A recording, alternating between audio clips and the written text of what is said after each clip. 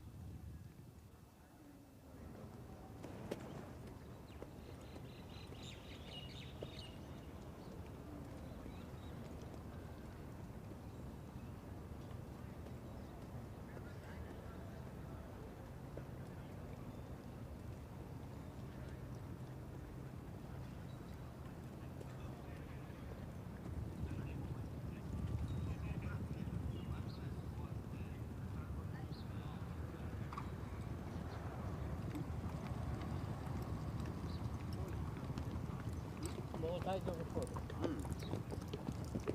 Non sta bene.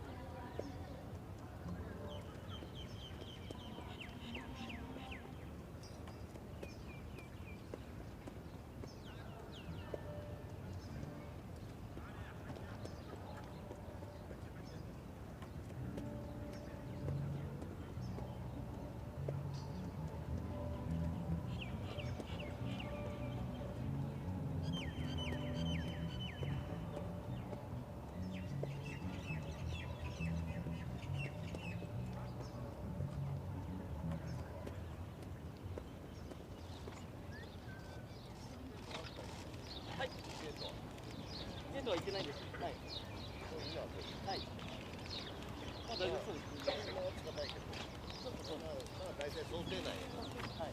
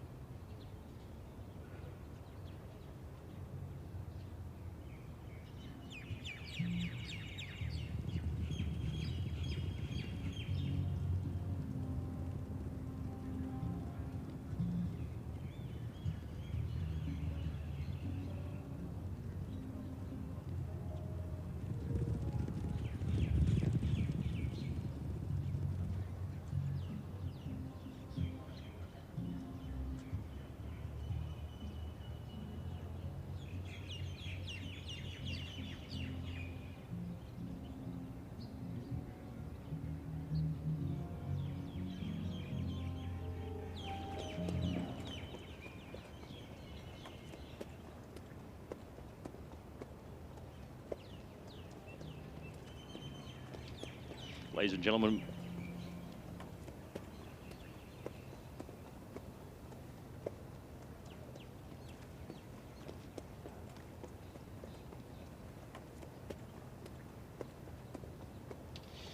so the horse making his way down the side of the course here, and now first of our horses to have a look at in our morning gallop, thanks to Bingadi Developments, our Dubai World Cup contender, Mixto, making his way into the straight here off the rating of 110.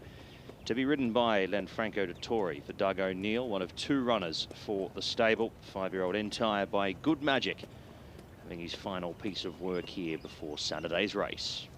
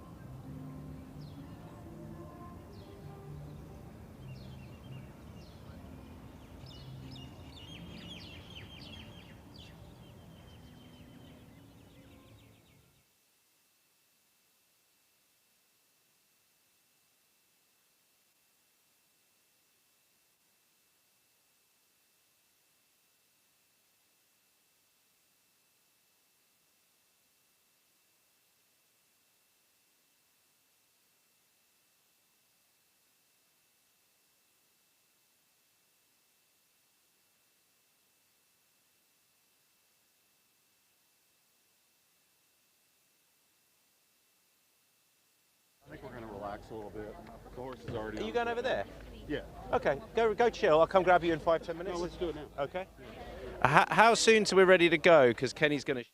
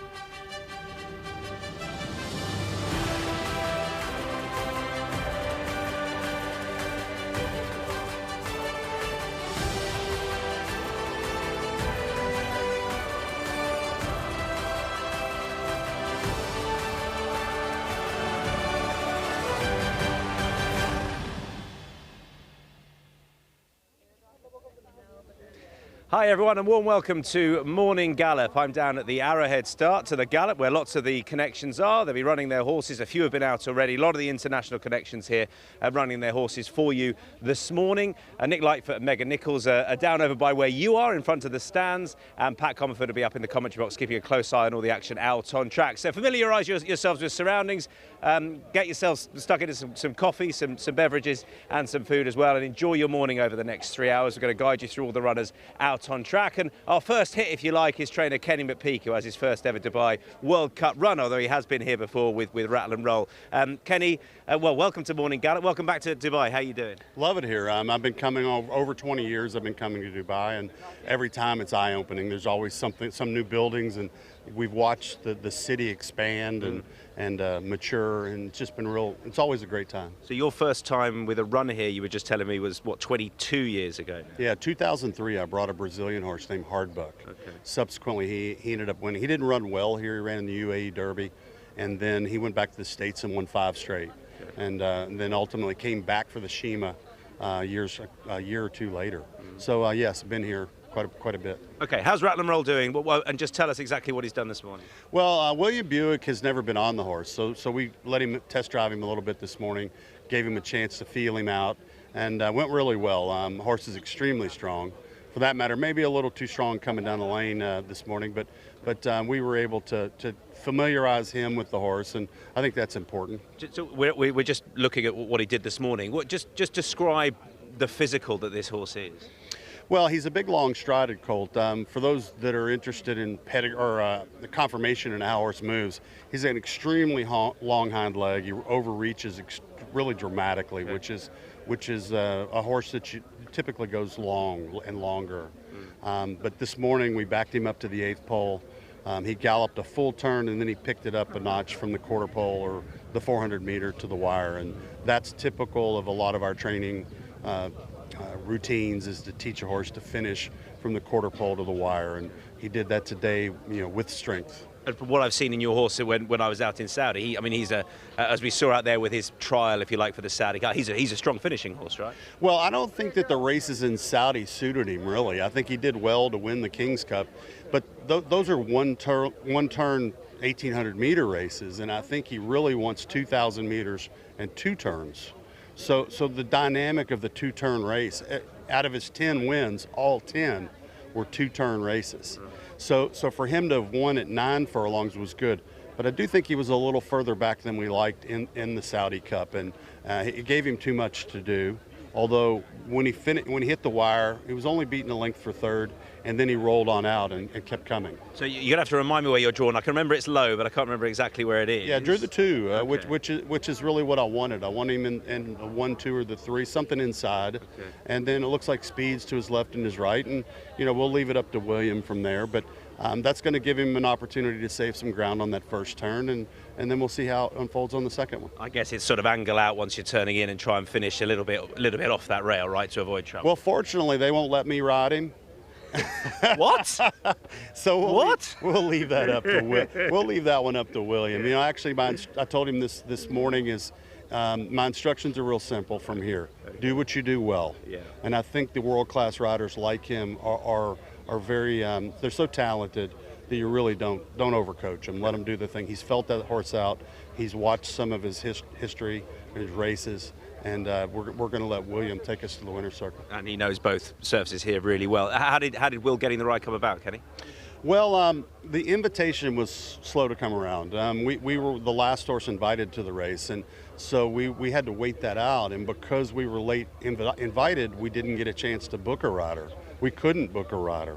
I really wanted Brian Hernandez to come. Of course, Brian's won the Derby Oaks for me. He's a regular rider on this horse, Torpedo Anna, also Mystic Dan. But he already booked mounts for Keeneland opening weekend, which has been canceled. So beyond that, Joel Rosario, who rode him twice, was also an option, but he booked mounts. So we had to go through a nice list, and there's world-class riders here, and I'm very comfortable with William being on the horse and excited about it. I really appreciate your time this morning. Let you go get some refreshments. Kenny, thanks for this morning, and look, good luck in the big one on Saturday. Thank you so much. Cheers. Kenny, let Kenny go. Kenny McPeak, ladies and gentlemen, he's a guy that's great to have back in Dubai. Of course, had a Saudi Cup runner, and he gave him a prep out there. He's a guy that loves running his horses. He might have a derby at Epsom in the UK this year. He likes to throw horses into the big races. It's great to have him here. As I say, Pat Comerford in the commentary box, and our team down trackside with you are Megan Nichols and Nick Leifert. Yeah, thanks, Tom. Hopefully there will be some refreshments left for Kenny and the rest of the internationals, because Nick has already got stuck into what is an absolutely incredible spread here in front of the grandstand. But very much looking forward to seeing some more horses out on the tracks. I've dropped you in it there, haven't I? Sorry. I didn't know that there was going to be anything to do with horse racing today. I thought it was all going to be about this. We haven't quite worked out what do you think? Maybe jam? Jam, fine. We'll try it. Keep it Flavours across the world, it's Dubai World Cup night. Lots to be looking forward to. Yeah, no, we've got so much to look forward to, and shortly we've got plenty of horses back out on the track. It's just obviously being re-harrowed. looking forward for me to see Tuz, who should be out here pretty shortly. He's an absolute champion, isn't he? And he takes on Straight No Chaser in the Golden Shaheen. It's his backyard, it's his territory. I think that is one of the most fascinating sub-stories of the night, how the pace early doors sets up there, whether Tuz eyeballs the American horse, burns him off and leaves him behind. We'll find out. We will, and seeing them out on the track will give us a better idea of how they're moving, how well they have trained and come into this. And a couple of horses we haven't seen for a while, one I'm very much looking forward to, I know you are as well, as Kalandagan, who had a phenomenal season in Europe and starts, I suppose, his new campaign here in Meydan, which is really exciting. It is, and he's one of the headline horses of the night, really. And when you think he's up against Givolotto, international champion, Rebels Romance, who, as his jockey said, William Buick said, he's the heavyweight champion. That race should have everything going for it. Kalandagan, I know connections feel like he's got unfinished business at the trip. He hasn't run over this since last year's Royal Ascot, so hopefully we'll see even better from him. And he came out of the City of Troy race at York, which was the best race on the planet officially. Yeah. This is why we're here. Best horses, best races. And they're all coming here to Meydan to either start their sort of campaign, I suppose, or sort of link it into the winter. As you say, Rebels Romance, it's coming back. We've got a big team from Godolphin as well. What is your highlight? Who are you most looking forward to? What race? That's such a tough question. I think it probably is the Shima Classic, and I think year on year it is.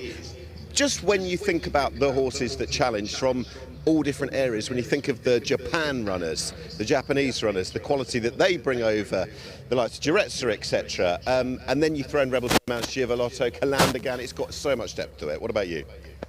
It's hard, isn't it? As you say, the Group 1s are just incredible. They're so competitive. It goes without saying the World Cup, isn't it? I mean, watching Forever Young go around the track this morning, I thought, I'd like to have a go on him. He looks like an absolute legend. Yeah. But I'm not sure I'd be allowed, but he does look like a bit of a dude and clearly training well. If you could pick one horse to ride on the night, this is nothing to do with the purses available, huge money in all races, but would you rather Forever Young or would you rather Romantic Warrior? If you had to have a spin on one of them. Oh, Romantic Warrior. Would it be? Yeah, he's a bit smaller, probably a bit more my type of horse. I think I'd have I'd get on with him pretty well. Who knows? Likewise. But it'd be interesting to see what Pat thinks, because he is up in the commentary box and he'll be talking us through all the horses out on the track shortly. Yeah, morning team. Thank you very much. Yeah, very nice spot to be sitting here. The sun's rising and it is beautiful weather here at the moment. It's certainly going to heat up a little bit later on, but we have a really nice morning of trialling to get underway here very shortly. We have that Harrow break now. We've got more horses out very shortly. We maybe see some of the local horses with Bupat Seemar. Those horses are rumoured to be on the way to the track as we speak.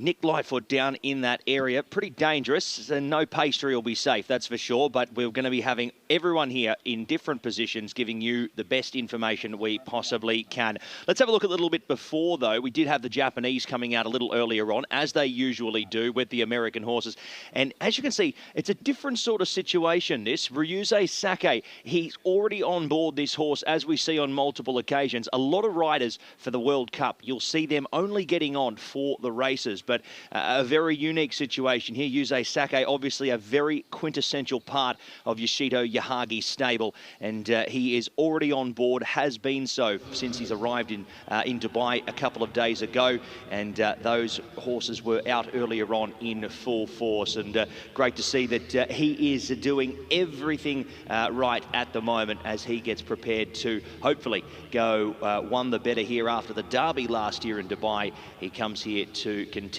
and he looks the dominant favourite. He is the dominant favourite overseas on the international markets as well, to be taking out the 29th running of the Dubai World Cup. But this is going to be a very exciting week. The anticipation is building, and we're very excited to see how all of our runners will fare here and who will be taking out Dubai World Cup night glory on 9 of our various races. Very exciting for this morning's event. Thanks to Bingati, it is the morning gallop, and we're underway here very, very shortly. Horses about to return to the track.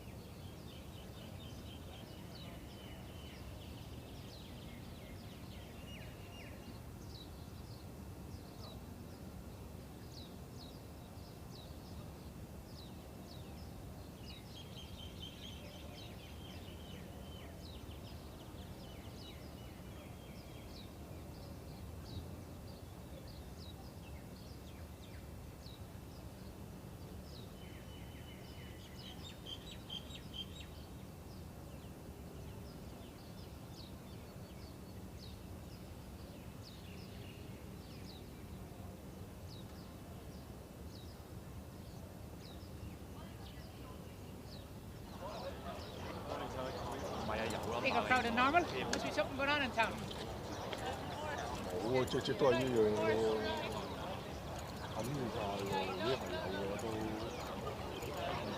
Morning. How are you? Okay.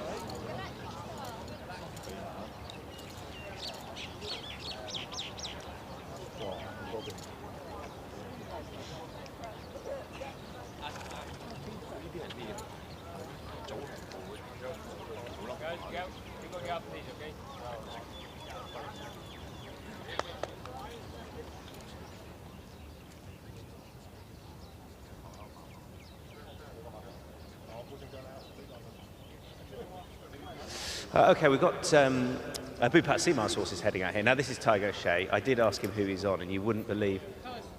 That's Tuz. Okay, let's spin left, Kirsty, if we can, first of all.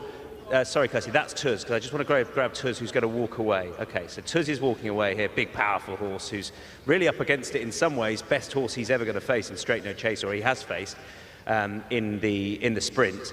And then spin round to our right. I just want to get Tiger on Imperial Emperor. We have got Galactic Star over the far side as well, but this is Tiger on his mount in the... Oh, no, it's not. Is he... Okay, go back to the white breastgirth, Imperial Emperor. And who are you on? I'm on Aragon Castle. Okay, he put me away. Thanks, Tig. Good man. So this is Imperial Emperor, who's... he wants him to keep walking. What's he like in the mornings, Tig, Imperial? Once he's going, he's saying once he gets going, he's good and laid back, but he's got a bit of energy this morning. Always fresh in the mornings, is he, Tig? He's happy to do his work, so he's going to head out. There is Imperial Emperor, who, of course, is the chief rival to Forever Young. Imperial Emperor, he's progressed incredibly when you think about it. Came out the Godolphin Sale and has been just a revelation, I think, this year. We know he was behind Walk of Stars before he went on to win the Al Maktoum Classic, and those two reoppose again. You can see really he wants to get going, doesn't he? He clearly loves what he's doing out in the morning with the sun just rising up behind him. Mendelssohn Bay over the far side. I think if he can get to the front, Mendelssohn Bay, he'd have a definite shot. Ooh, he wants to go as well in the mile. Mufasa is, okay, I wonder if we can see that with the black shadow roll, Tig. Yeah, Mufasa, he's a new recruit out here. Obviously, the mount of Tig, he's got some good form over in the States. Drawn 12, aren't you, on Mufasa, Tig? Is that right? And there's 2 non-runners, so that takes you out of 10. Got plenty of early boot, though, I guess, hasn't he? And that you'll be looking to make use of that with Mufasa. Over to our left here, this is Mufasa here, just walking over to our left over there, Kirsty. That's Mufasa over there. Tig, this is fantastic, honestly. You know, I don't want to retire you yet, though, Tig. You've got plenty of years left in the tank, plenty of years left riding in the tank. So that's a good look at some of Bupat's horses. I do think Mufasa's really interesting, got to be honest. He's, I think it's going to be Tig versus Frankie for the lead in that race. And if Mufasa can get there, I think he could be really interesting. Right, so just a few more of Bupat's horses coming out. Great to see Imperial Emperor this morning. He was looking really well. Can't tell you who this is, I'm afraid. Yeah, we're going to leave it here from our position down here, looking at Bupat's horses heading out. And I wonder what Pat can see from up in the commentary box. You're going to get warm up there soon, Pat. I'll tell you what, it's certainly going to be, I reckon, Tom. It's the sun's coming up, but it's still got a little bit of cool. It's cool enough, that's for sure. Shadow roll on, so very exciting to see these horses getting out here. As we know, Bupat Seemar's stable here, the runners that they won't be having their saddle cloths on. But as we can see going around here, the Norwegian Queen Azteca has just finished a little bit of work here.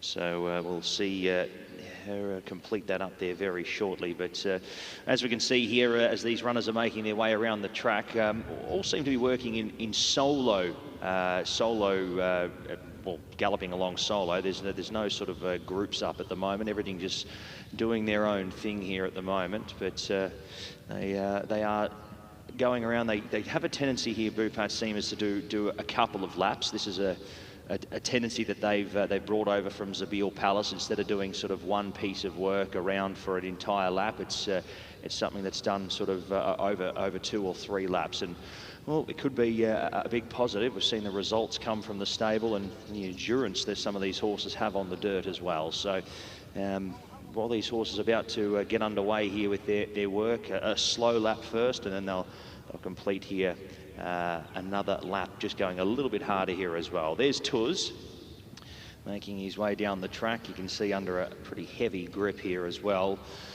Or just saving for that ultimate effort here, and well, he'll be a very dynamic figure in the Golden Shaheen come Saturday night. Drawn 5. It's going to be a big factor that plays into his hands here. Straight No Chaser, his biggest rival, out in gate number 9. So that's going to give him a potential advantage of being able to find the top and potentially the rail. He's got Super Chow to his inside, who's going to be potentially another speed influence in the race. But as we know, as we've seen in Golden Shaheens in the past, it is a race where they don't wait around for anyone. And all these horses are all out about their work. Meg Nichols, let's head down to you here down in the paddock. We seem to see the people rolling in as well. Good to see a crowd forming here for the Bengadi Morning Gallop.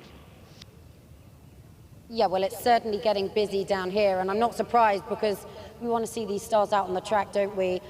Nick just looks pretty fresh, pretty keen now. He's full of himself, which is good to see. Absolutely. We haven't even paid reference to who we've got behind us. I mean, everything's going on this morning. He is quite an exuberant character, isn't he? Even at the age of 8. I think he probably behaves, well, you know young horses, he behaves like a really young horse still. He's got that enigma to him when he goes out on track, but it's where the gates burst open that he puts his best work forward. So that's the most significant thing. He hasn't been beaten in, what, 18 months here? I know he was beaten in Saudi last year, but he's got that unblemished season. And given the fact that it's been that much more spread out this year, they've managed to get another run into him. They went Super Saturday, 5 weeks here.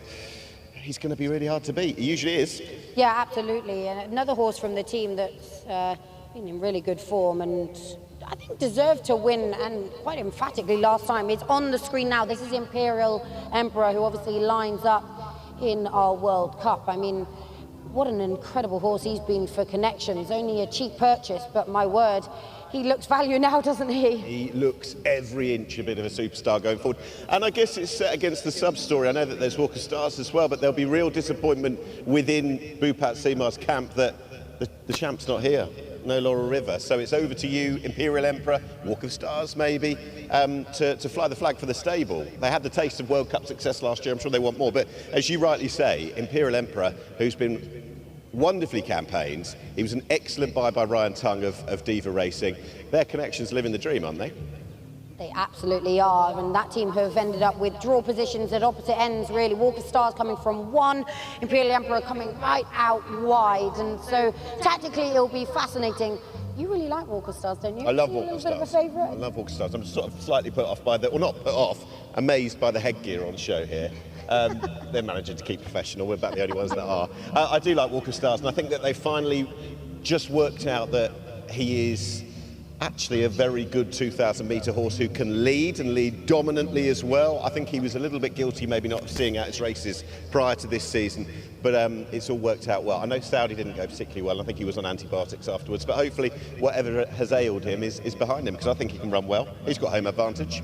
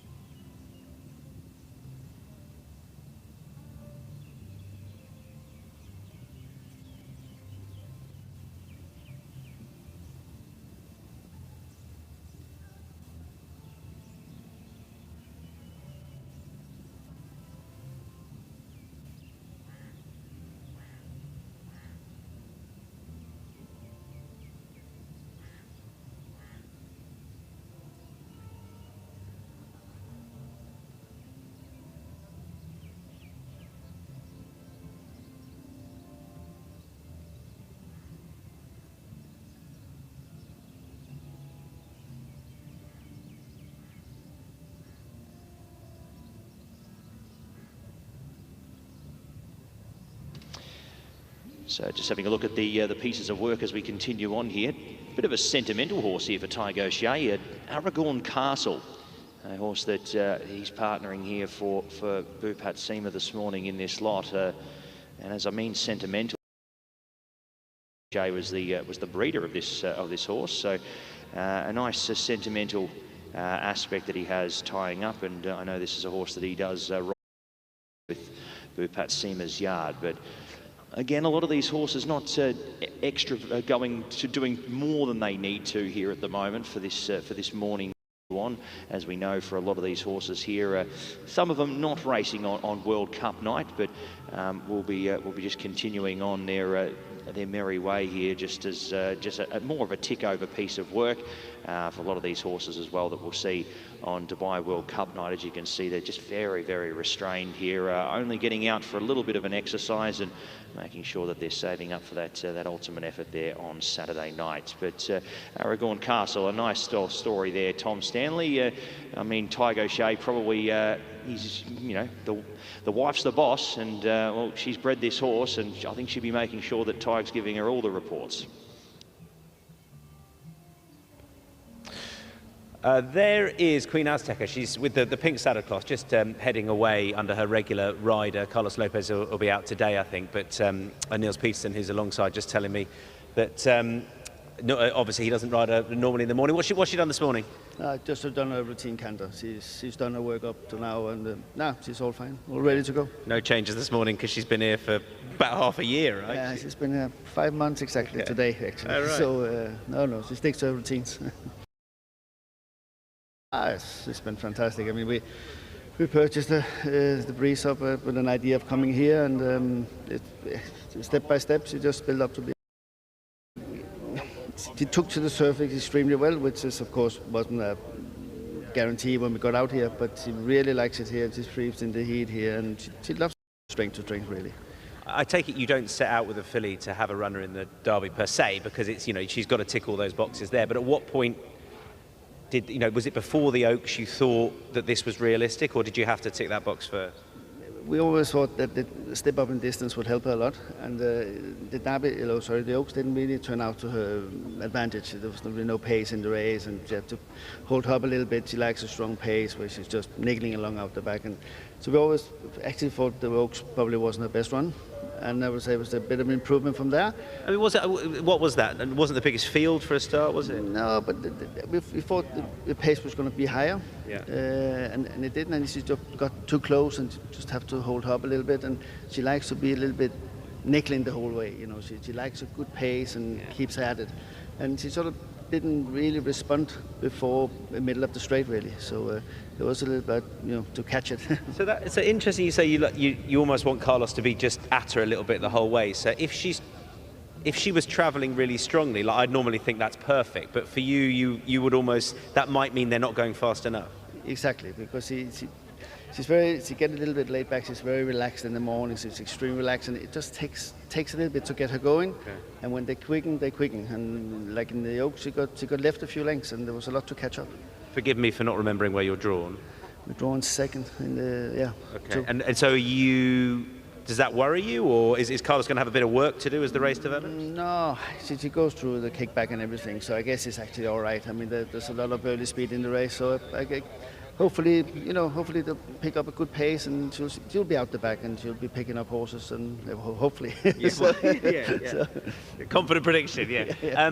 You've had a couple of World Cup night runners in the past. Would she be the most sort of realistic chance you've had, or not? Yeah, probably. We had a sprinter years ago, which he ran a decent race, but it was hard competition at the time, and we had one in a derby years ago that injured himself, so yeah, I guess he's going to be the one. Yeah. And I think from our point of view, genuinely, it's great for you to have a filly like this or a horse like this on World Cup night, because you're a massive supporter of the Carnival. You have, I know, a handful of runners here each and every year, and you love coming out here. And I guess it makes that difference for you if you can make that transition with one of them onto World Cup night itself. Of course, and absolutely. I mean, we made a huge difference this year. We came down and that got local here, and we've been here a long time, and it's paid off, and that's probably one of the biggest joy of the winter, really. Yeah. So beforehand we've been coming down very late in the year, and it's cold and frost, horses not properly prepared. This year it's been different because we sort of had our time here, and at her it's been fantastic because she's just been developing all the time. So. Yeah, no chance of cold this week. No. It must be this is going to be the hottest it's been since in the time you've been coming out here, right? Yeah, when we got here in November, it was extremely warm out here, but otherwise now it's warm, and it's good they put the races forward a little bit. I think that's a good idea. Yeah, absolutely. No, I mean, it's great that you've got a runner on World Cup night itself, and good luck with that. Thanks, Niels. Thanks a lot. Cheers, thanks. Pat, all yours. Thank you very much there, Tom. Great to hear there from Niels Peterson, welcoming inclusion into the Derby. She certainly earned her spot, has Queen Azteca. It's great to have her here, and good to have some Scandinavian inclusion on Dubai World Cup night. As we can see, coming onto the mile chutes here is Carib, who makes his way into the Godolphin Mile. And we've got him joining the field here, and look, he's certainly a horse that deserves his place. 105 rater. We've seen a couple of these local runners gain their part here in the Godolphin Mile, and he's going to be partnered by none other than Silvestre de Souza, who has had a great relationship so far, not only with Mr. Nasser Asker, but also Abu Bakr Kadora, who is the owner here of this runner here. He was obviously 2 starts ago a winner of the Jebel Ali Mile, and well, he ran 4th in the Al Maktoum Classic, stepping up there to 2,000 metres. He's back to the mile, which he was obviously winner at the distance, albeit at a different course 2 starts ago. He makes his way onto the course here for some work. I'll be interested to see whether or not he'll have the track rider joining him here, or whether or not Silvestre de Souza is waiting down there to jump aboard here. As the Masaba Al Maheri horses, you can't miss them, the bright yellow colours with the green cap, and they are on course and about to get underway with their work here for the morning gallop.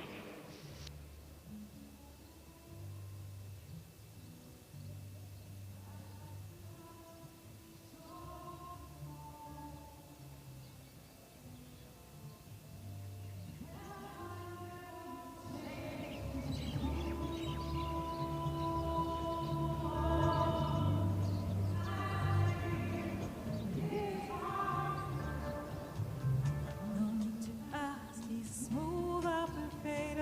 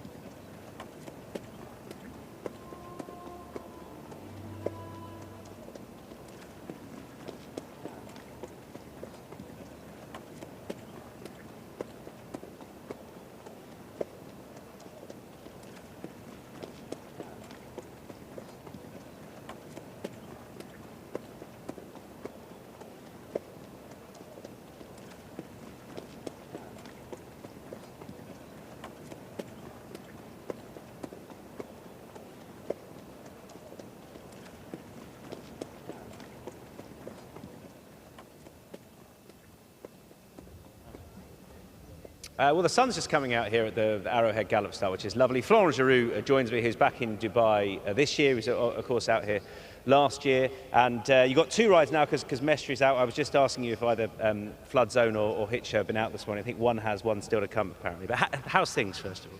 Oh, everything good. You know, travel went very well, and very happy to be back here. Yeah, I'm sure you've. We can go down memory lane first of all, because I was just asking you about your record in the World Cup, and you probably rode one of the best horses not to win it in the form of Gun Run of the Year that he bumped into Arrogate. So there you go. That was that must have been a heck of a race to ride.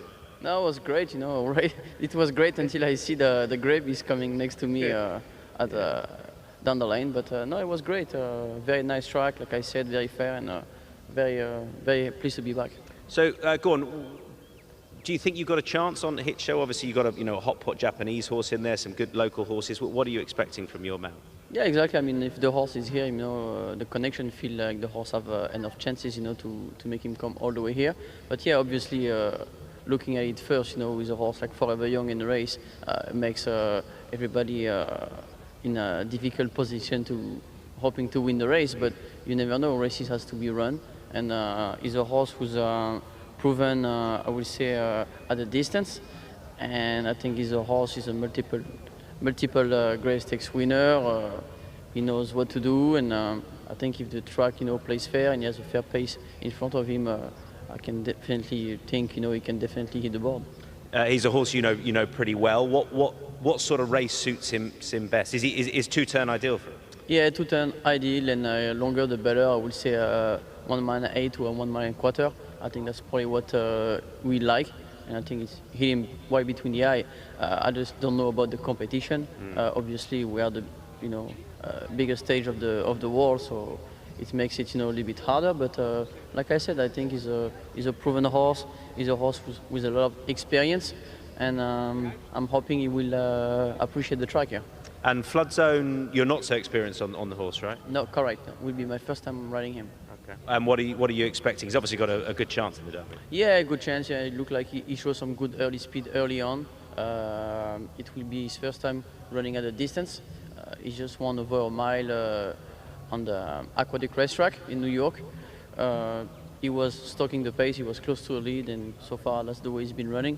So I expect him to break good and go forward and see what happens. But he's an up-and-coming horse and a very intriguing horse for this kind of race. So you see him as a speed horse, but he should have no problem seeing out the distance extra, what we call a furlong and a half. Yeah, I think so. Yeah, usually speed is pretty good on this racetrack, and like I said, I think he's probably one of the most proven horse in the race. It's very hard to find a horse who's qualified for the Kentucky Derby running in this kind of race at this time of the year, and he's already pretty much in the Kentucky Derby, and like I said, he's a Grey Stakes winner. He's 2-for-3, so I think he has a bright future ahead of him, I will hope. I think one thing I enjoy doing when lucky enough to go to different tracks around the world, dirt tracks, is just see how differently they ride. Obviously some of the American tracks to here, to Saudi, for example. How would you sort of describe this dirt track? What is there a certain type of horse it suits, do you think? What is the best way to ride it? Yeah, I will think here forwardly placed, you know, is probably the place to be if you have a choice. But you know, we've seen it, you know, before in the past. You know, you can close on this racetrack very well. Like we mentioned earlier, look at Arrogate. You know, he was almost last, and he was able to run down a very nice horse near the lead. So I think it can definitely play, you know, both ways. But I think ideally you would like to be forwardly placed on this racetrack. Florent, thanks so much. Good luck on Saturday. Thank you very much. You too. Much appreciated. Thank you very much there, Tom. Great to hear from Florent Giroux, and great to see him back here for the Dubai World Cup. As we see here, so the rider's jumping back on Jafar to take him back. The Arabian's just finished his work. He's got a form line we don't see too often. He's a Meydan winner, but look, he was able to take out the second running last time out that he went to the track of our turf race that we do run for the purebred Arabians once a season here at Meydan. He was able to deny Al Laith, who was certainly the benchmark, and he has to make the return here to the dirt this time around for the Kahala Classic. But look, Masaba Al Maheri's had a great season so far. He's been a trainer who has had you know, all the results, especially towards the first half of the season. He's had 37 winners. He's finished up with 52 placings on top of those 37 winners. He's found himself currently sitting in second in the Premiership, one behind Michael Costa. I mean, you've got the likes of Silvestre de Souza and Danny Tudhope, two riders who you've seen on time and time again do all of the final work here. The track riders bring them out here to the paddock yard, and then it is the two main riders who jump aboard and do all the final work. Jafar making his way into the Kahala Classic. He just did a nice bit of fast work. We'll see that back again very shortly, but as you can see here, he's out on Carib now, and Collery will just be getting his final feel and final bit of work done before the Godolphin Mile. But both horses seem to be in good order. Jafar, certainly a horse that was very keen. They've got him in a good headspace. He looks to be ready to go for his return to the dirt here in the Kahala Classic, and Carib here in the Godolphin Mile. He's going to be making his way down here to the top of the straight very shortly. You'll see him in the blue saddle cloth, number 13, as Silvestre de Souza, the Brazilian, guides him down the back of the course here and onto the side. We'll see him quicken up here now for his final piece of work ahead of the Godolphin Mile.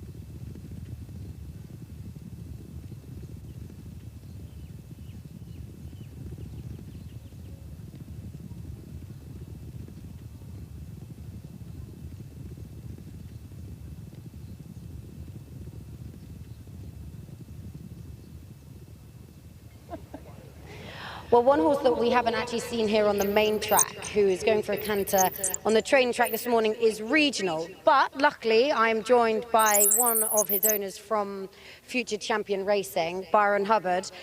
Your first time here in Dubai racing at Meydan, how's your experience been so far? It's been absolutely incredible. We arrived here on Monday and I've been blown away by absolutely everything. It's a horse which cost us £3,500, and to come to somewhere like this is just magical.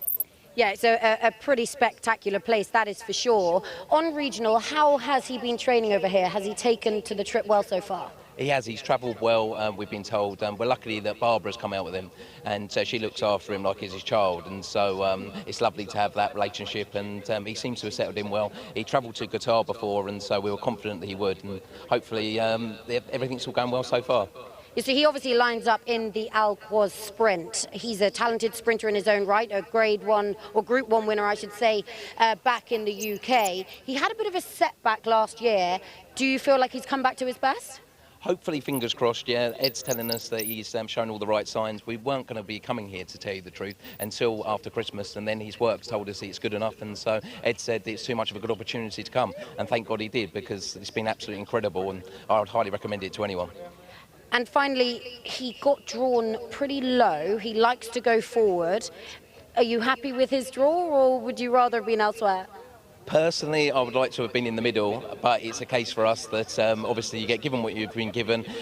He's a horse that does hit the gates quickly, and so hopefully, fingers crossed, he can do that. And Callum Rodriguez, who'll be riding for us, will be able to work his magic. Yeah, hands over to Callum Rodriguez from now. Hopefully your experience can be boosted with a really good result. So very best of luck, and thanks for speaking to us. Thank you very much. We're really looking forward to it.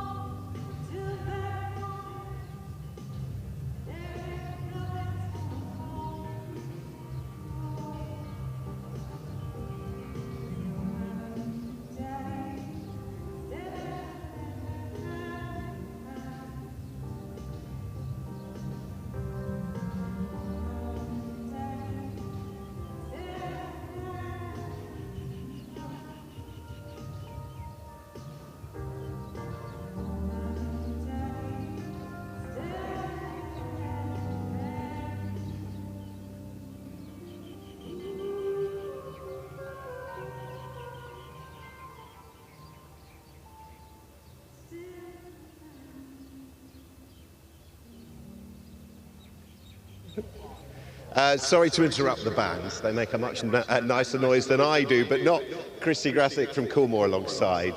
Thank you for joining us and waiting. From a personal point of view, this is your first time racing, or will be, at Meydan. How are you finding it? Incredible. I mean, the racetrack, the facilities, and the way we've been looked at has been fantastic. So, looking forward to Saturday. Has it always been somewhere you've watched on from afar and thought, that would be lovely, of course? Yeah, very much so. I mean, it's always been international racing here. There's a tremendous amount of sort of international players here, and it's where we all want to win, to be fair. Absolutely. And you've got a couple of chances. Now, the Dubai Gold Cup's been a very good race, of course, for Ballydor over the last couple of years, Coolmore, with Tower of London and before that Broome. How do you assess Continuous's chances? Yeah, I think he's come on a lot from Meydan, and I think he's got a really good chance. I'd be a bit worried about a horse from Hong Kong, John Size, and also John Gosling's. But look, he's here, he's in good form, so we hope for a big run. And actually, when you look at his profile, he's still lesser exposed as a stayer, and we all remember what he did in the Ledger a couple of years ago. Exactly. If he reproduces that form, he'll be very hard to beat tonight, on Saturday. Now, from the stayers to the sprinters, we know a lot about her, but she's newly, of course, for Coolmore, Believing. She was purchased over the winter. What can you tell us about her going into this year? I mean, we're looking really forward to the year with her. I mean, she was very unlucky last year on 2 occasions. She met Bradson, so he's not around, he's gone to the stud. So, listen, we're hoping for a really good campaign for her this year, and eventually she'll end up heading off to Wootton Bassett. Okay, that will be the future for her. But while, yes, she hasn't got that Group 1 success necessarily, in defeat, she's ridiculously consistent, isn't she? She is, and she's been a bit unlucky in her runs too. She's always seemed to be getting there at the last minute. So look, let's hope that she has a really good chance on Saturday. Excellent stuff. Enjoyed a little bit of the weather between now and then? Yeah, I just have to watch the top of my head or I'll get burnt. But listen, we're enjoying it here anyway. Good man. The August Rodan hat certainly does its job. Thank you very much indeed. We're going to get to Tom out on track. I'm jealous in some ways. Being around the horses is lovely. We do have a bit of food here. You can see some people over to our right that they are getting stuck into some of the food that's being taken in there and enjoyed, some coffee and some croissants being tucked into. So it's great that they have put on food over this side of the track. Not the hot stuff, but it's very nice. And some good proper coffee as well, which is really welcome. See Mike de Kock here. Great to see him back at the Dubai World Cup. Obviously no runners, but previous World Cup night winner, and Mike had loads of success out here, so it's great to have him back in Dubai. One day, you never know, maybe he'll return as a trainer. Sylvester de Souza is over to my left. That's why I'm filling for my life, because he's currently on an interview. I'm going to try and grab him very shortly. He won the World Cup in 2014 on African Story, and he'll be looking to add to that with Katona. It's not likely, I think, with Katona for Doug O'Neill, but you never know. He does have other more likely winners on the night, though, and he's had a phenomenal season out here. 4 clear maybe in the championship. I suppose when he came out here, he wouldn't necessarily have been expecting to win a championship, but it is possible. We've got some more international runners coming out soon, so I think that's in around about 7 minutes or so. I think 7:05 onwards, we're expecting more international runners to head out. There are loads of media here. I guess I was half expecting it to see it, really well attended down here media-wise, and particularly at both sides of the track. But there's a real scrum out here for media, and plenty of attention as well. The likes of Romantic Warrior and Forever Young are going to command that. Just been chatting to some Hong Kong connections about, I guess, Romantic Warrior, and How Deep Is Your Love as well, who's got that. Sylvester, sorry, I'm really sorry to interrupt. We're live. Can I grab you very quickly? Apologies, you're very kind.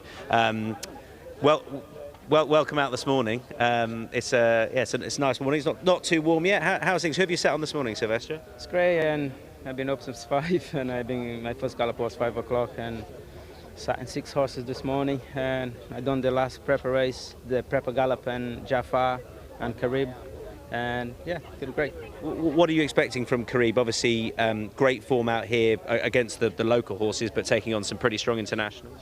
Yeah, we take on an international now, but he's a horse who's been running quite consistent, and he won the Jabal Ali Stake, and so now he deserved to be in that race, and the horses feel very well, been training well for the race, so fingers crossed we'll get a better look.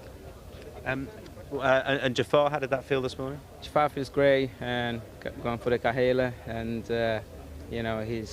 he's adapted to the dirt very well, and he hasn't thrown the race we think he should performance, but he's a nice horse. He won Group 2 last time out, was on the turf, but he trains very well on the dirt too.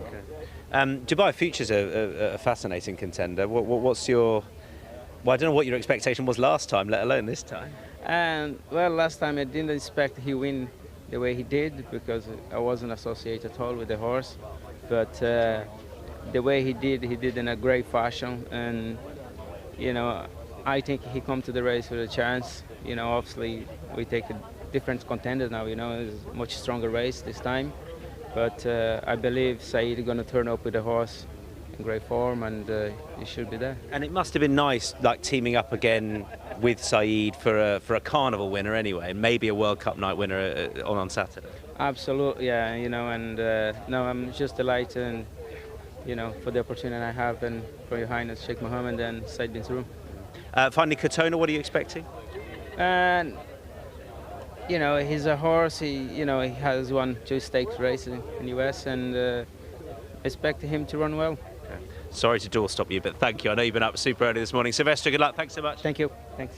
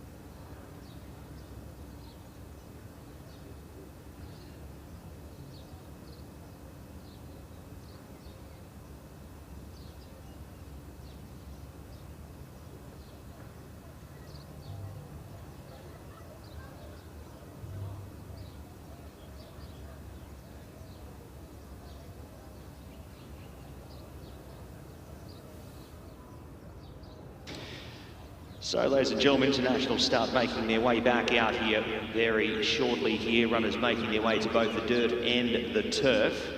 As we see here over on the back, Dira Mile is on his way out here for Owen Burrows, our Shima Classic contender. He's going to be making his way out onto the grass here for a grass gallop. So you'll get to see him coming down the outside fence here, our Shima Classic contender. For the Dubai World Cup night. He'll spot saddlecloth number 11 for this upcoming event here, race number 8 on the program.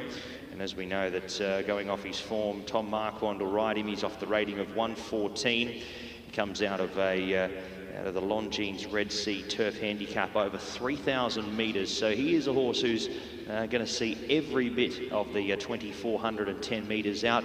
He is one of the rare horses here who isn't actually stepping out in treppies. He's dropping back quite sharply. So Dira Mile out now for a run, and we'll have these horses here making their way out onto the turf course as well. Nice team of runners, and we'll get through these very shortly. But Dira Mile out on the turf.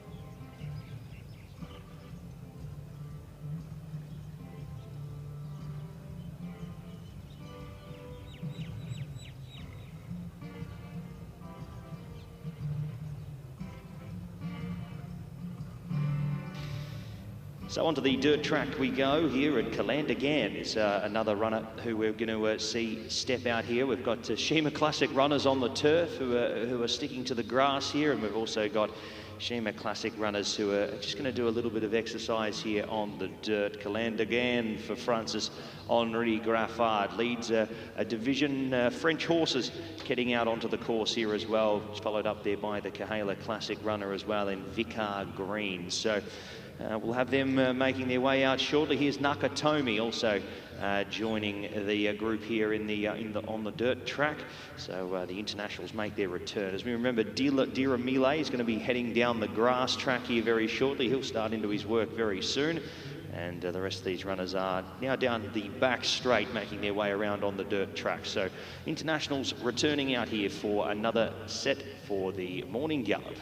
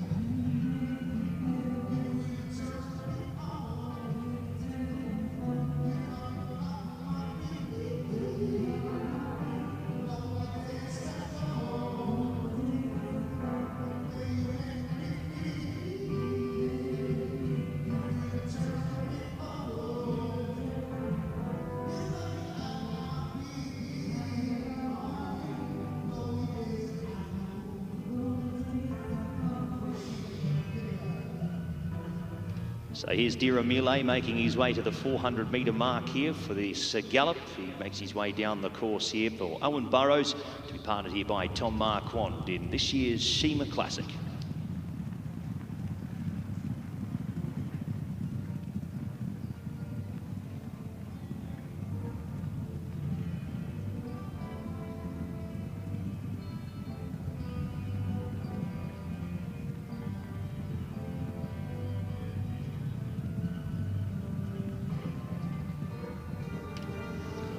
So a nice piece of work there by Dira Millet as we make our way back to the dirt course here, and we see the partners in Romantic Warrior and Romantic Charm out here for a bit of slow work on the dirt track. The pair who have maintained a formidable partnership as they've traversed around the world here, and the saddle, the stablemates, they make their way to the track here together. Romantic Charm certainly beyond his racing years, but out with Romantic Warrior on a daily basis, and he is the horse to beat in this year's Dubai Turf. We'll see him coming down the back straight here, making his way down into the straight part of the dirt course here. As we see these horses, plenty of eyes, Meg and Nick, will be on the track here at the moment as we get to see Romantic Warrior at his work once again. Yeah, I can confirm the eyes are firmly on. Everyone is sort of making their way to the rail to get a front row pitch to watch Romantic Warrior come around the training track. Just nice and steady, but this is usual, and he's there with his work partner. They team up so exceptionally well, but Romantic Warrior certainly enjoyed his time over in the UAE. Like you? Absolutely. Absolutely. I mean, when we talk about racehorses and the very best horses, you want to see them campaigned internationally, as pioneeringly as possible. This guy's done it, hasn't he? Australia, Japan, Saudi, here, of course, conquered Hong Kong, 20-odd million UK. He's just the most extraordinary racehorse, and it is a privilege that we get to see him and, of course, talk about his exploits. Yeah, it is, and it's amazing that he comes back here, obviously, after a heroic defeat in the Saudi Cup, now comes back, switches back to the turf, obviously, as well, which think is a big positive for him. But what an incredible horse he's been. He looks really well there this morning, just having a nice steady canter round, and certainly firmly on the bridle. I think he's having to just be contained a little bit there, but it's great to see. And you know, the sun's coming out and really shining on their backs now, and the horses are gleaming as they canter around. Yeah, and you were here on Fashion Friday, and I know that the race had such a sad postscript that no one wanted to see, but in isolation, Romantic Warrior's performance in the Jebel Hatter was A, clock-shattering, but B, when you put it into the context that they're really open connections, they tell you everything pre-race, what the plan is going to be. And I think they were pretty bullish at the idea that he was, what, 85% fit? And if he was capable of lowering the track record when he wasn't quite at concert pitch, then goodness me. My one worry is, look, they know him better than anyone will do, but do you have a slight concern that Saudi Arabia might have left a bit of a mark? No, I think he's so tough.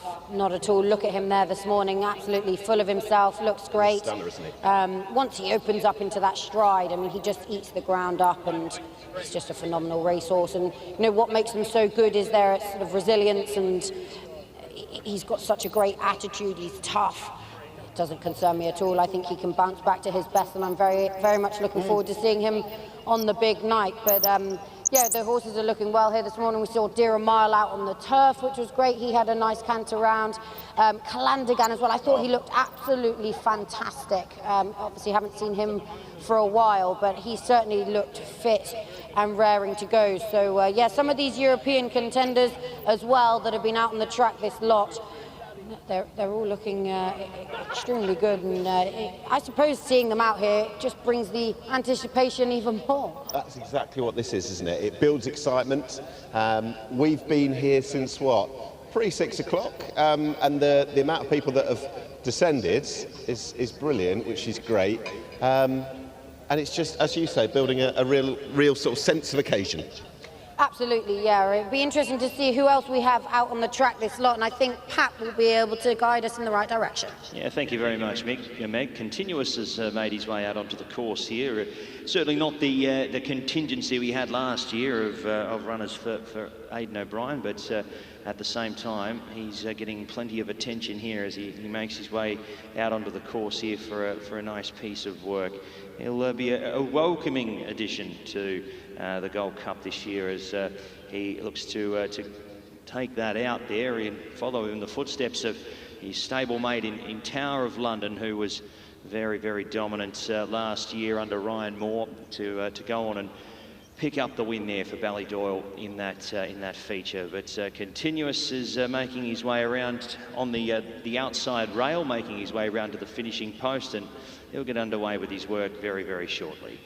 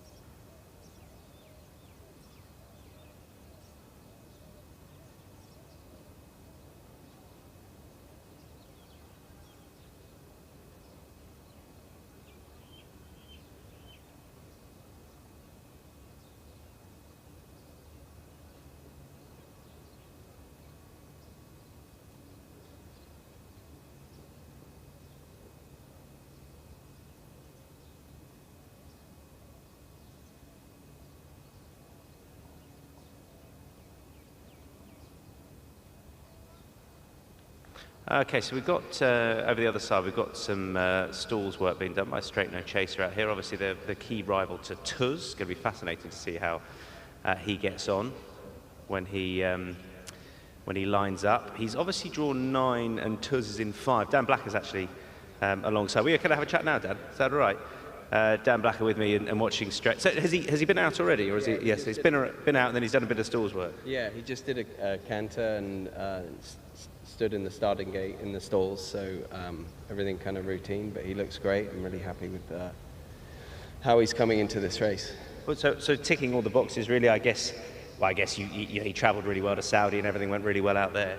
Yeah, he gives me a lot of confidence. Like he's very straightforward horse. Like you know, he's high energy, as you see on the track, and that's just him not every day. It just gives me a lot of confidence that, you know, when I see him acting this way, and I feel confident he's gonna run his race. So I was looking back last night. I watched all of Tuz's runs, and I was like, God, what a big, powerful beast Tuz is. And I came to your horse, and I was like, God, what a big, powerful beast this horse is. I mean, you know, they're both, you know, real speed horses. They're both fast. They both run through to the line. I guess the draw, in some way, you know, would you rather be inside Tuz? Would you rather be outside, or are you not worried? You know what, this horse, I never get too worried about the draw. He's got a lot of gate speed, even for an American horse. So I don't worry too much about the draw. I prefer not to be like drawn post one. Yes. I don't think he loves being pressured, you know, or like having to do something he doesn't just come to him naturally. So because of that, I've always kind of preferred to be outside. That's what happened in the Breeders' Cup, and it worked out. That's what happened in Saudi, and it worked out. So I was happy to be where we are. And yeah, obviously with Tuz having some speed too, it's going to add a bit of a new dimension to the pace scenario, how the race unfolds. But like, I think California dirt horses are about the fastest as they come. So I think he's, you know, I think there's a good chance we're going to be on the lead.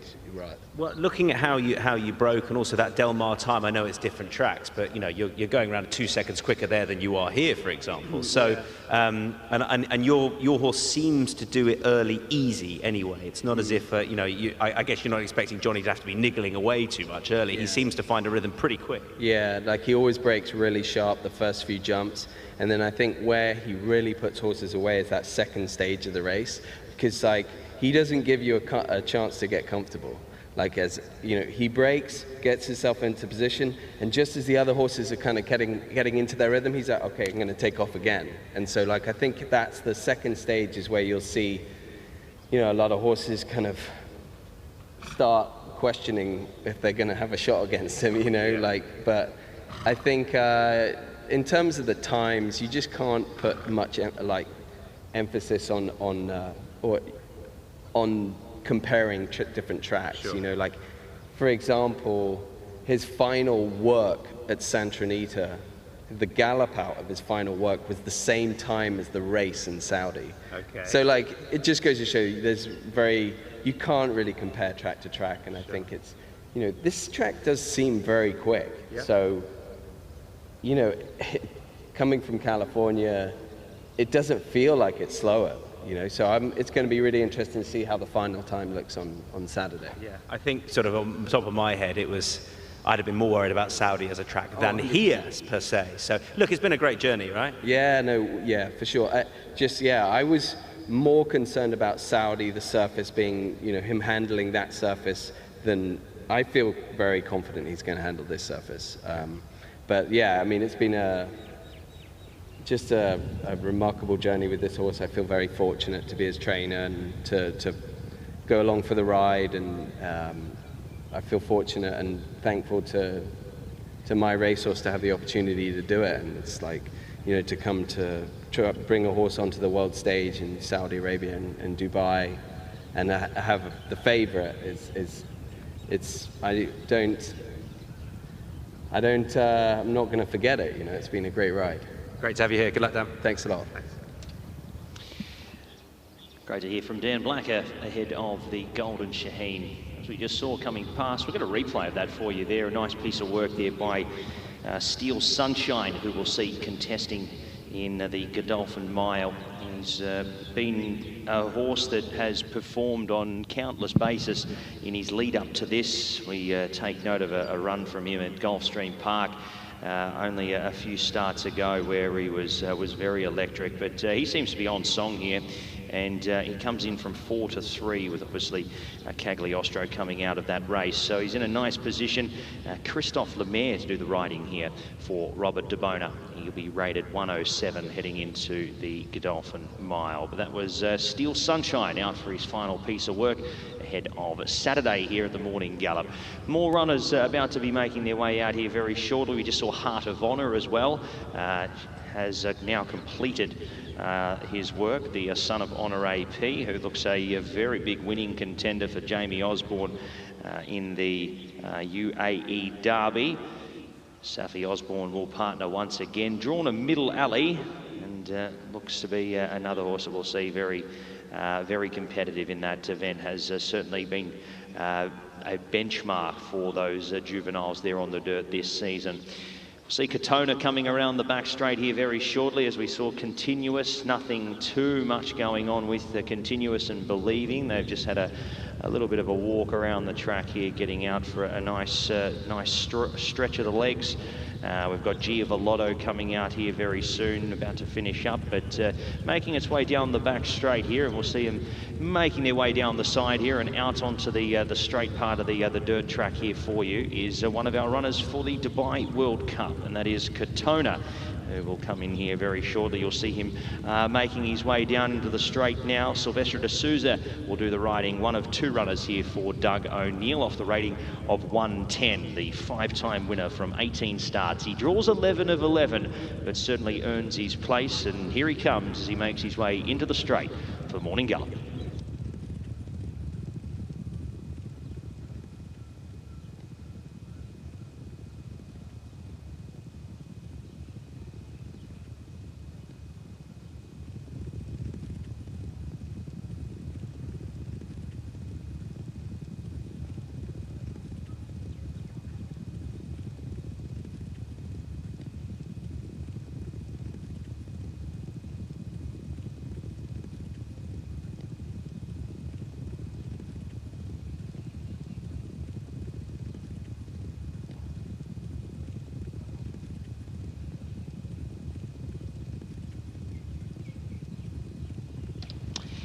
So great to see Katona there in his final piece of work. Out onto the track now, the French duo of Fort Payne and King Gold.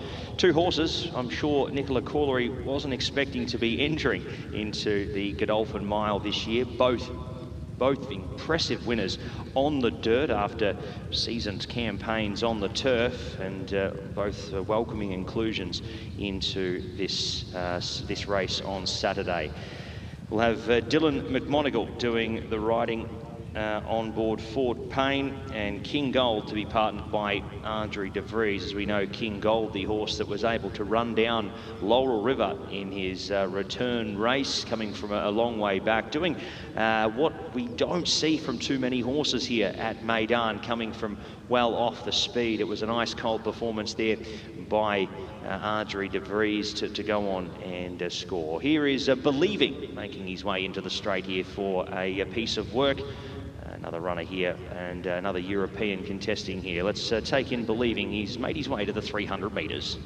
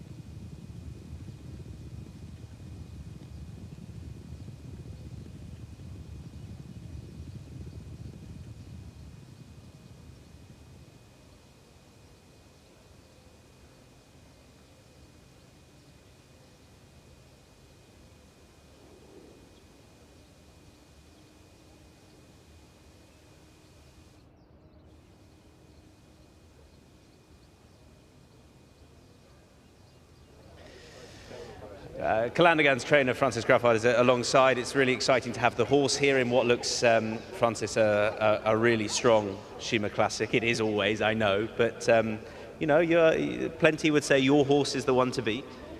Well, hopefully. As you said, it's a very strong race. it's funny because as a trainer, you always look for weak Group 1, but it never has happened. You know. Wrong race for a weak Group 1. Yeah.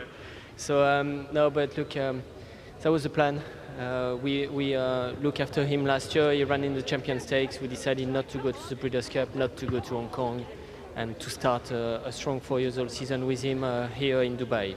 The Champion Stakes, no disrespect to Anmat, the winner, but it felt a funny race because everyone coming into it was, you know, saying, Kalandagano economics, and then it goes elsewhere. What did you make looking back on the race of what your horse did? Look, he's a horse, he won very easily at Royal Ascot, the King Edward, over a mile and a half. And then obviously the logical route was to go to the King George, but he was only 3. And we went, we gave him a bit of time. We dropped him back in distance over 10 furlong in the International, and he ran blind behind the City of Troy. So we decided to stick to a mile and a quarter. As champion said, the race, he missed the break, but because we had a good draw, we wanted to be into the rhythm of the race, so we took him out of his rhythm, and the horse didn't like that. He never very relaxed in the race. And then he found the gap, he made a very strong move on the inside, but I think because of what happened earlier in the race, he couldn't keep going. So I think that was a mistake from my point of view, from my side, on my order to take the advantage of your draw to be closer to the pace. And he's a horse, we should have let him at his own pace and rhythm. I'm pretty sure he's much better on at a mile and a half. So I think he ran well in the Champion Stakes. The ground was bad, you know. Also, they changed the track. We were on the inner course, so that didn't suit us. Inner course, draw number 1, as I said, didn't go our way. We were close, but an upsetting day for me. And coming here, I guess the question for a lot of people watching the horse is, you know, in some ways this is the start of a season, right, for you. It's a massive race. It's the Seemar Classic, but you know, perhaps compared to some of the Japanese horses who have been on the go throughout the winter, this is your horse's first start for a while. Obvious question is, where do you have him for this? You know, it's a Seemar Classic, but you know, he's completely 100% ready to go to kick off the season, or do you come here with an eye on the rest of the campaign? Always, I look after the horses, my horses.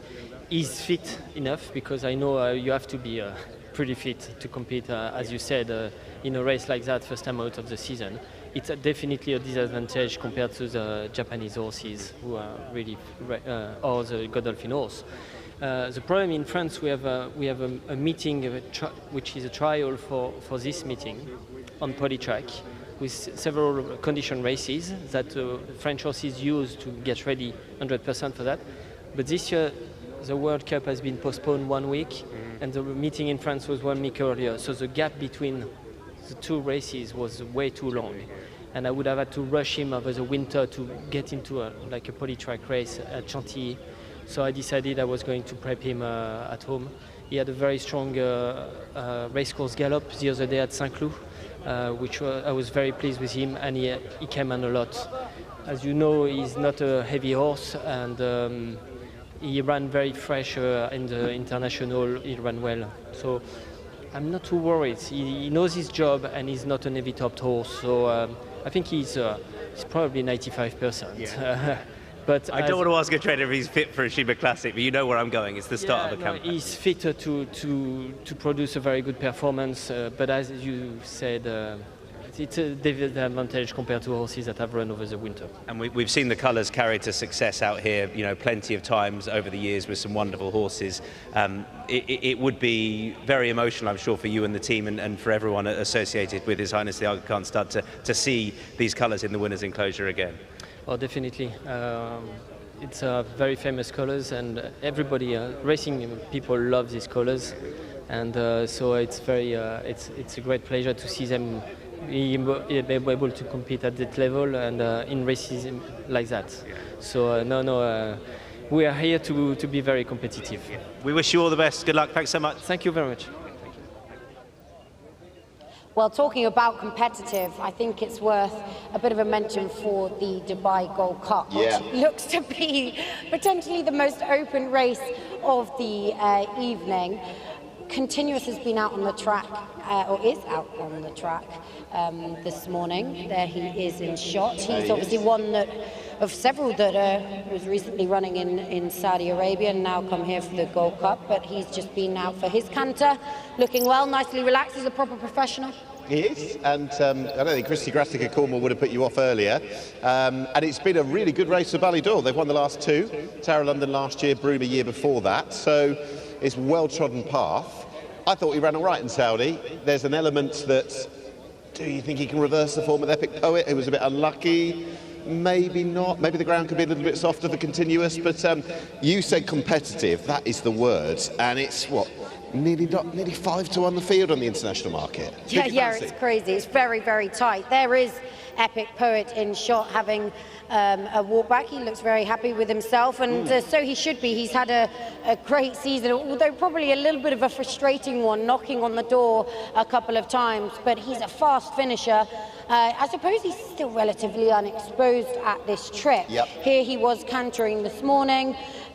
He's absolutely thriving over here in Dubai, beautifully relaxed, ears pricked. He knows the track inside and out by now. But he again, he's one that's got a chance. It's so open. Yeah, he's a stay with the turn of foot. When he won first up this year, I was quite impressed with him. And then he finished third, second up. And then, of course, went to Saudi and finished second in behind Byzantine Dream. Was a bit unlucky, had to wait for that run, which just didn't come in time. And he was only beaten a length and a quarter. You said about the trip, he's kind of a stayer with a turn of foot, isn't he? He's got acceleration at the end of his race, which is what you want in this. Absolutely. I suppose the interesting thing is when they all met last time in Saudi, it was a handicap. They're obviously turning to a group race. So the weights are a little bit different this time, and they are more favourable to a couple of horses than others. I'm going to try and get a word with the connections of Straight in a little while, our German raider, who I think has got a bit of a each-way chance. He was a bit of a bigger price, but it is so wide open. Yeah, and that fifth, the Shin Emperor, when you look at his form in the Neom Turf Cup, he's got good European mile-and-a-half form as well, denied a whisker by Rebels Romance in Germany. I mean, that's just the kind of form, if translating that out here, that could see him go very well indeed. Yeah, You're definitely. talking into his claims. Yeah, well, and not only is it competitive racing, but it's competitive to try and get the breakfast. You've had a good go. Winning. I think everyone needs to get down here now. No one's beat me to any of the buffets so far. They need to get down here and get involved. The umbrellas are going up as the sun is beaming down on us, but what a beautiful morning. We'll try and save a little bit for both Tom and Pat, although I've got a sneaky feeling Pat might have nicked a croissant on his way up to the commentary box. Up there. He'll be well catered for.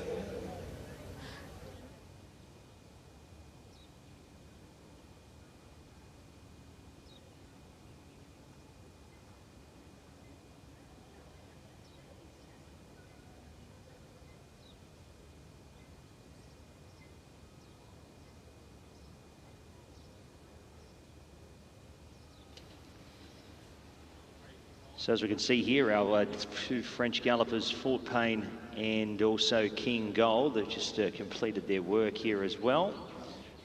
Look to be the final horses of this this lot here to finish up their work on the track, and then we'll see them potentially harrow this track again for a little break. But both horses certainly deserving their place here in the Godolphin Mile, as we mentioned before. Adri de Vries' ride on King Gold can't be understated. Probably going down with Pat Dobbs on Magnum Opus on the turf, it's King Gold's performance, probably almost the dirt performance of the season.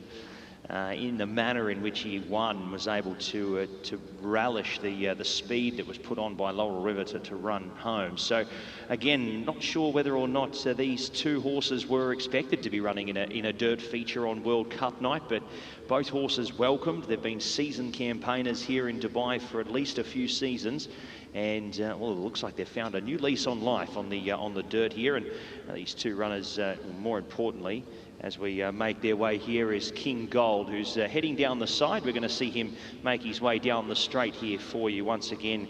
King Gold here to be partnered by Adri de Vries in the Godolphin Mile on Dubai World Cup night. We'll have a look very shortly here, and Tom Stanley will be standing by to have a chat with more connections down at the Harrow Yard. Yeah, thanks, Pat. You'll have seen Epic Poet out on the track, and his trainer David O'Mara is alongside. And we were just discussing Saudi, actually, and what a good race he ran, and I guess it was a bit frustrating looking back, right? It was, but you know, he did win a lot of money for second, and going into the race, if somebody had said you can finish second, I would have taken it, so we can't complain. No. And you know, that was a handicap. This is, you know, coming out back into group company, but I guess it doesn't. You don't expect it to make a huge amount of difference. The weights, given whichever way they're moving, it's not a big shift, is it? Look, I guess, you know, we got to run off levels with continuous, which we might have been getting a bit of. Well, we were getting a bit off him in Saudi. You know, there'd probably a few horses in there that were getting a little bit off us, but look, it is what it is. He's in great form. He's, you know, had a good winter out here. He's won and been placed here in Dubai, albeit over a little bit shorter. And the Saudi run was fantastic, so we're hopeful. What distance is he best over? Good question.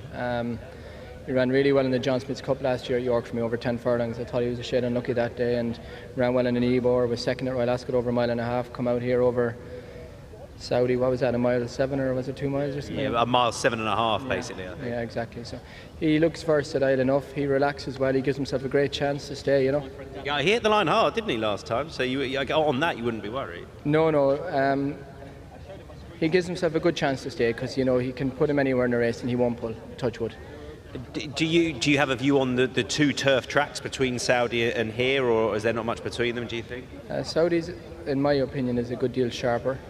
This is a much more galloping track, a bigger track, so might take a little bit more getting, but I'd be hopeful enough that he'd perform okay. I mean, he's over a mile 6, he's finished off his race as well here this winter, so we're hopeful. And you've had great success travelling horses throughout the Carnival here over the last good few years now, and wherever you go really internationally, I sort of feel you're someone who won't take horses for the sake of it, if you like. We haven't been to America for a while. We did well there sort of a few years ago. We had the horses for with Mondelist and Sudwa. They won like Arlington Million and Woodbine Mile, Shadwell Mile, things like that. So we don't take them for the sake of it, but it's getting your hands on the horses for these foreign meetings is more difficult now, obviously, with the emergence of the likes of Saudi Arabia, you know, Qatar. But if we have them, we'll bring them. You know, the money's great. Epic Poet won a lot of money in Saudi Arabia, which was brilliant. So yeah. And what will it just since he's been here? Is it sort of pretty typical stuff he does each and every day that we've seen him doing this morning? Yeah, very simple. Charlotte Mullall has been out here all winter with him, and Danny has been based out here, so he's hopped on him on occasion. Dan rode him on Tuesday morning, but for the most part, those two know what they're doing with him. They come out and give him a nice swinging canter around the track, and I think it was 6 weeks between Saudi Arabia's race and Saturday's race, and I think they did 2 bits of work with him. And Dan obviously been out. You missed him this winter in some respects, I guess. We're not very active during the winter, to be honest, so it doesn't make a lot of difference to us, but we'll be, you know, delighted to have him back for the summer anyway. Good man, good luck on Saturday. Thanks very much, Tom. Cheers, thanks David. Pat, all yours? Yeah, thank you, Tom.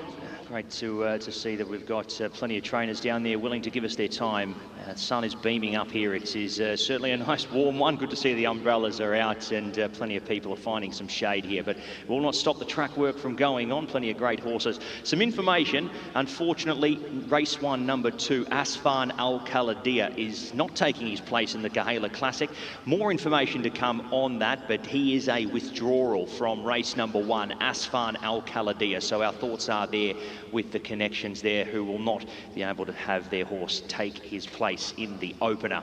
We've got that information coming to you there, and we'll keep you updated as we do get closer and closer to Dubai World Cup night. Hopefully not too many more scratchings, and we keep the fields as intact as possible. Well, he's been traversing Dubai over the last few days, finding the best lunch spots in town, and Jamie Osborne now joins Nick Lightfoot. I'm surprised he's got room for breakfast, Nick. I don't know who that's directed at, whether it's me or the man who's kindly joined, as you said, Jamie Osborne, who actually, if we just pan round, if we can, you've got Team Heart of Honour, Jockey and the owners, Jim and Claire, best of luck to them. Jamie, thank you for stopping by. I mean, this has been one hell of a journey this season, hasn't it? Yep, we set out sort of last spring, really, with a goal to try and find a horse that could be here on World Cup night. And potentially be a UAE Derby horse, and thankfully there is a God. We found one. Has everything gone as you would like since Super Saturday? Yeah, very much so. So, you know, we've had 6 weeks since the Albastakir, and I think this horse needed it. He'd had a fairly tough time. He's had 4 runs out here through the winter, obviously winning his first 2 and arguably being unlucky in the next 2. But looking at him now, he has just matured, and I would say he looks a bigger, stronger horse now than he did We got him on the big screen there, yeah. In the early part of the year, I thought he looked a little bit immature, but he certainly doesn't now, and his work of late has been pretty strong. I hadn't noticed this, but the Keen production team in my ear have said maybe there might be a spelling error on the cap. Correct. Right, okay. Yeah, GBRI did manage to get it right on the rug, but sadly there wasn't any coordination between the rug maker and the hat maker. Well, it doesn't matter whether he goes, as long as he goes and wins. And it wouldn't be the first time. I know so much has been made of the legacy horse toast in New York 11 years ago, and I loved the interview with Safi earlier this week when she said she was on the sofa, a 12-year-old. So much has happened since then. I guess this time around would be so special, considering the family connection. Yeah, look, 11 years ago it was very special, and the sort of thing that you can't ever imagine you could repeat. Yeah. But I think we have a shot at repeating it tomorrow, and to do it with Safi on would be pretty amazing. How's she keeping it together? She's cool, calm and collected all the time, isn't she? The child? Yeah. Listen, she's got a mother's temperament. That was a big what just went on over at the table there. So, yeah. Care to... I tell you what, let's just... Is that a fair comment? Probably. Probably. Fair. And that's a good... Safi, that's going to keep you in good stead for Saturday, isn't it? Oh, right, OK. I tell you what, I think we'll end this and let these good people enjoy their breakfast. Jamie, thank you. Good luck, Team Heart of Honour. Thank you.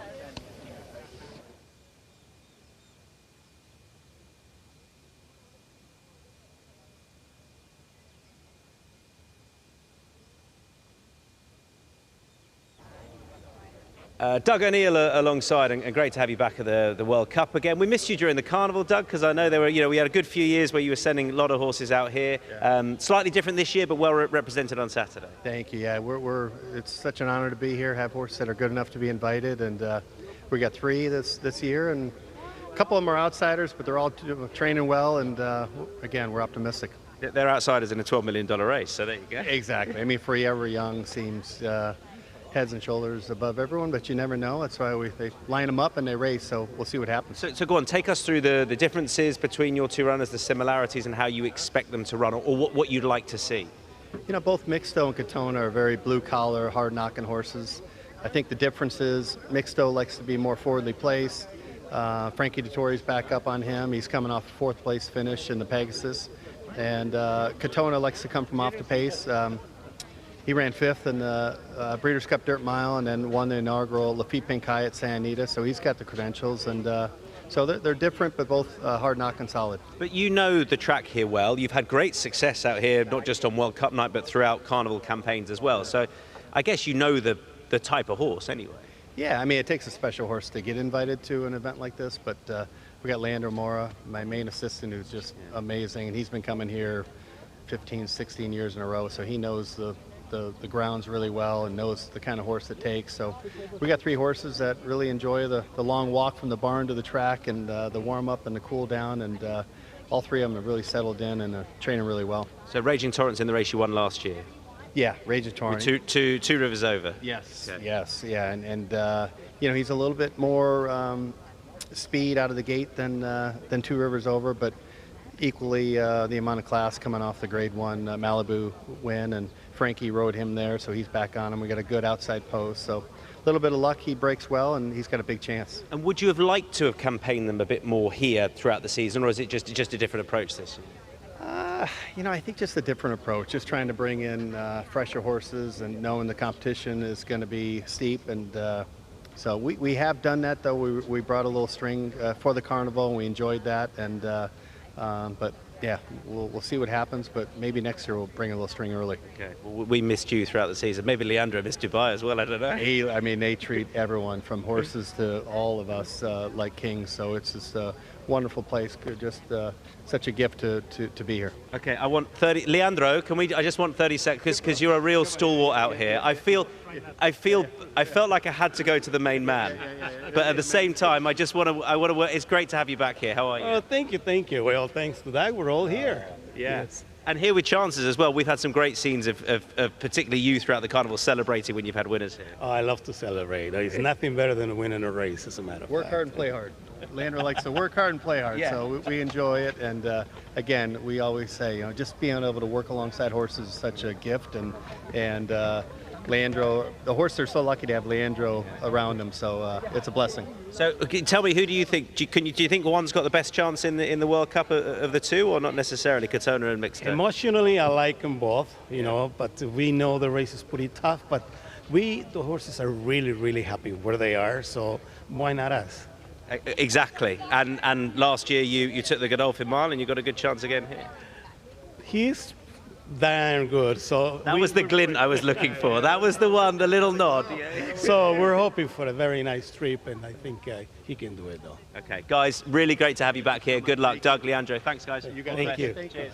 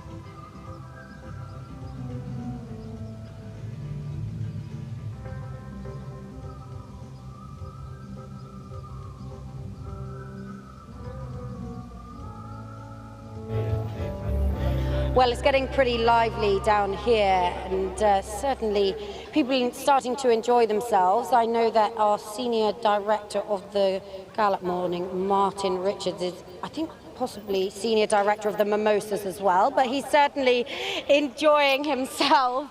I have actually been joined by Thor Hammer Hansen, who is riding here at Meydan for the first time. Thor, you're riding straight in the Dubai Gold Cup. How has his training been, and how have you found the track? Yeah, very good. I sat on him this morning and just gave him a little spin on the turf. The trainer's just stood behind us here, and he says he's in great shape. He looks phenomenal. He came out of the race in Saudi very well.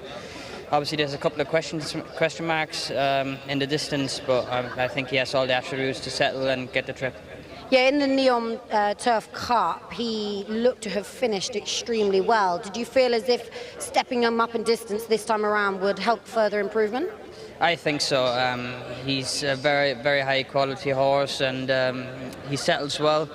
We were a little bit unlucky in the draw in Saudi and had to drop out last, which I don't think we're planning on doing here. Look, if he settles, I think he will get the trip, and it might just make it a little bit easier for him. Yeah, you're drawn fairly near some pace in Trawlerman. Are you happy with where you're drawn, and tactically, does that help you? Yeah, we can just sit on the rail and follow the best horse. That's the plan, I think. And if we can just sit on the inside rail and save as much as we can, I'm sure that will play in our cards. You know him pretty well. I think it's fair to say his best form was when only narrowly beaten by Rebel's Romance. On the back of a performance like that, he has to have a live chance here, providing he stays. Yeah, as I said, he's a very good horse on his day. He's obviously been on and off on his form a little bit, but if he turns up the way he did in Cologne, just narrowly beaten by Rebel's Romance, I think he's the horse to beat here.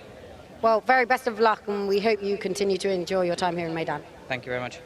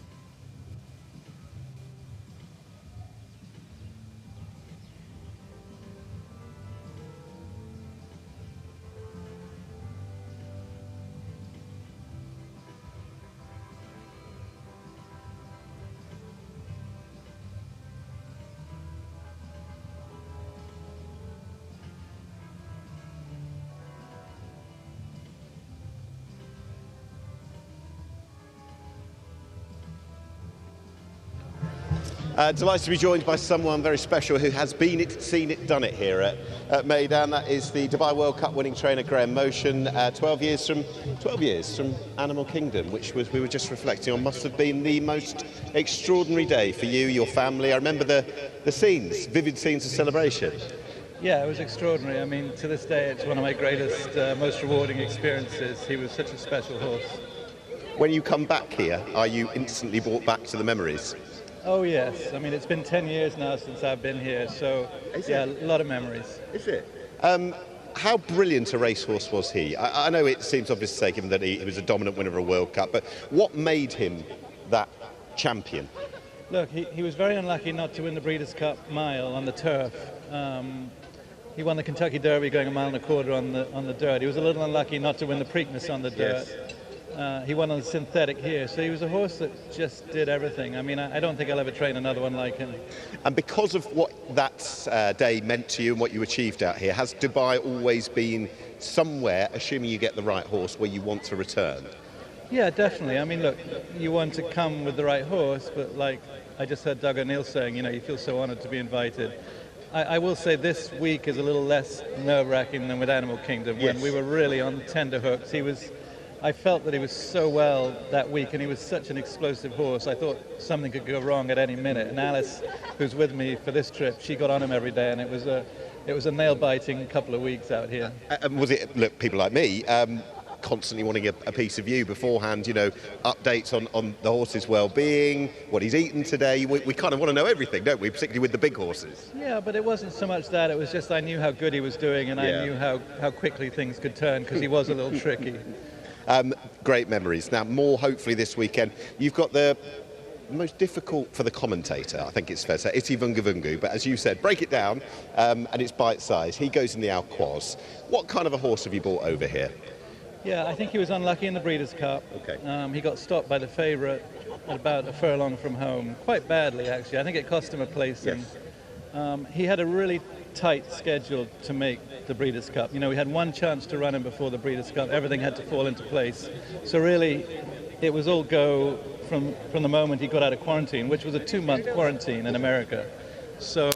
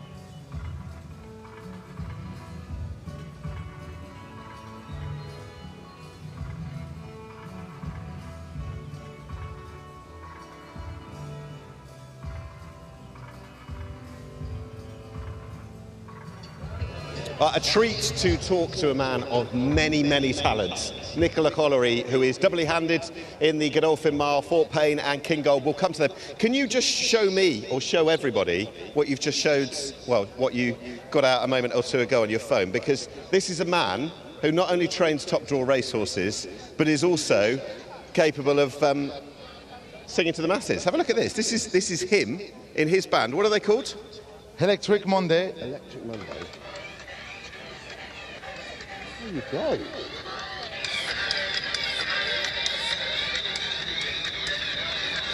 How would you describe your music? What is it?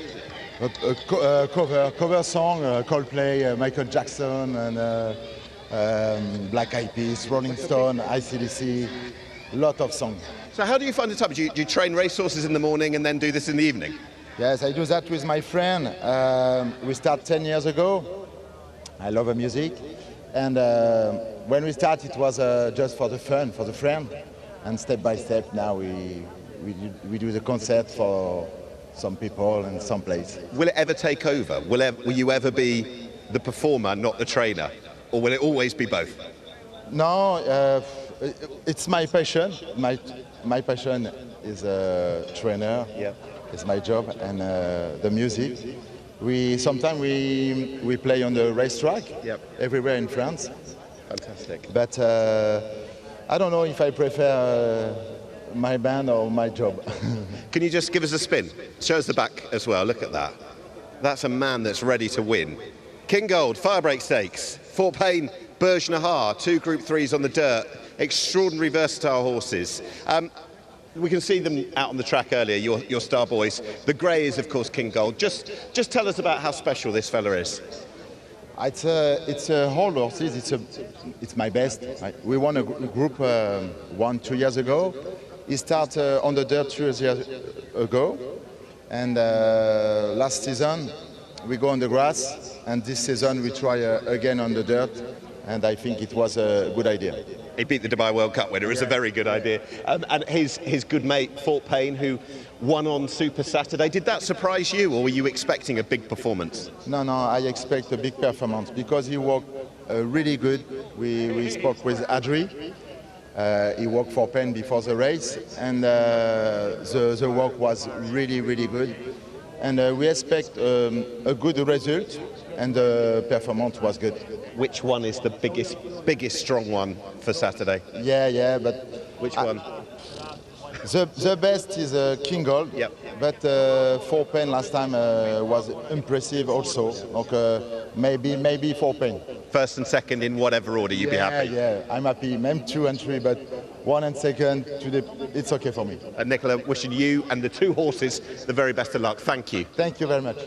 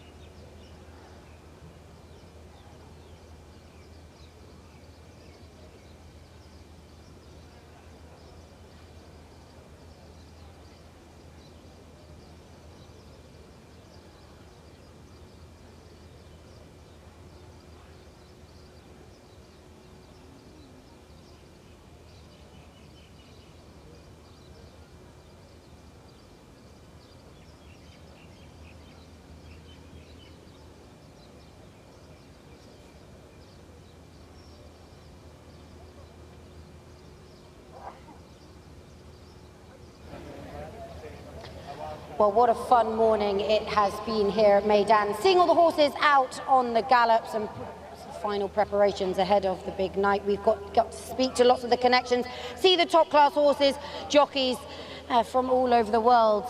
Tom, you were down right on track side. You got to see the horses a bit more close and personal. Any horses that really stood out for you? I mean, just as physicals, Tuz when he came round. I saw, because they didn't have the saddlecloths on. Bupat's swarm as they came out, but you can see Tuz. He's a bit of a monster. But then so straight no chaser. I said that, they're both really imposing physical specimens, and I really wanted to get Dan Blacker's thoughts on the race, because in some ways that's the race I'm most looking forward to, because it's a real match-up, and we've been here throughout the campaign with Tuz winning races pretty much as he likes. But this is going to be different. I'm still a bit on the fence as to what exactly is going to happen. So that was good to see. Here, Tom. No. Listen, I can't decide yet. Yeah, have you decided? Yeah. Okay, go on. Tuz. Okay. I'm with him. I'm staying loyal. I'm going to sit on the fence. I'm not ready for it. You too? Yeah. Oh my word! Last minute decision. I have actually gone for straight no chaser. Have you? There you go, yeah. All right. Oh well, you've made your mind up quickly. Yeah. Well, officially I have gone for that horse. And then you saw Tuz this morning, and he looked great. I think he might have a perfect sit. But look, the race is going to be great, and I think this has worked really well, isn't it? Everyone's good chance to see the horses, enjoy your morning. Quite glad it was early. Warm, isn't it? Yeah. I think it's been great.